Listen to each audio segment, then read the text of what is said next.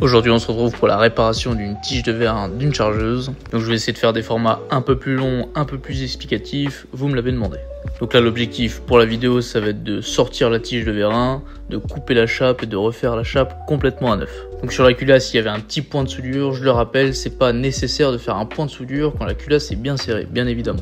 Donc là comme on peut le voir j'ai réussi à sortir la tige tant bien que mal. Donc là on a un contre-écrou qui empêche le piston de vérin de se desserrer. Donc malheureusement c'était du pas à gauche, j'ai pas fait attention au départ, j'avais du mal à le desserrer. Donc là j'ai sorti toutes les pièces du vérin, donc on a le piston, la culasse, les bagues en bronze et l'écrou que j'ai parlé précédemment. On va devoir se mettre sur un 3 morts pour tronçonner directement la chape. Donc là avec un outil je viens enlever la soudure pour pouvoir tronçonner par la suite. Si j'aurais tronçonné directement, vu que la lame de tronçonnage fait 3 mm, elle aurait bougé. Une fois que j'ai bien enlevé la soudure, je peux attaquer le tronçonnage de la chape. Donc là j'étais un peu loin des morts, je l'accorde, l'objectif c'est d'être le plus près des morts pour éviter toute vibration. Une fois la pièce coupée, je viens dresser ma face. Donc là c'est important de dresser la face pour avoir le meilleur état de surface possible. La nouvelle chape qu'on va faire va venir appuyer là-dessus, donc il faut que ça soit propre.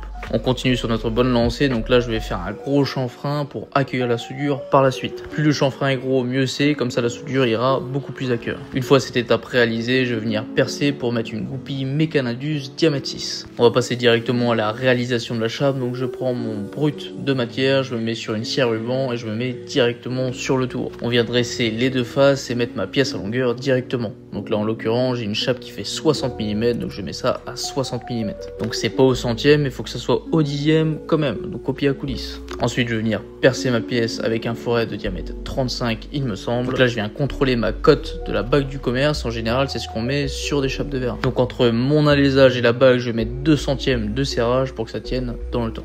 Donc comme on a pu le voir, la bague était à plus 3 centièmes, donc je mets ma bague à plus 1 pour qu'il y ait 2 centièmes de serrage comme j'ai dit précédemment. L'état de surface est nickel, c'est de toute beauté comme j'aime bien dire. Donc pour la réalisation de la pièce, il me manque une petite étape, je vais me mettre sur la fraiseuse et faire un plat avec un tourteau. Bien sûr avant de couper la chape, j'avais pris mes cotes de longueur, ce qui fait que je vais enlever la matière qu'il me faut pour faire la longueur de la tige de vérin totale. Donc j'ai rentré la goupille Mecanadus dans la tige, je vais insérer la chape de vérin. Donc on a plusieurs possibilités bien évidemment pour réparer ce genre de pièces. Donc j'aurais pu faire un taraudage dans la tige et un taraudage dans la chape pour venir mettre une vis. Donc voilà le résultat une fois soudé, c'est beau quand même. Donc en attendant que je répare la tige, on avait commandé les joints. Donc là il y a pas mal de joints, on a un joint U, un racleur, des jointors, des suiveurs, des tors, etc. J'en passe beaucoup.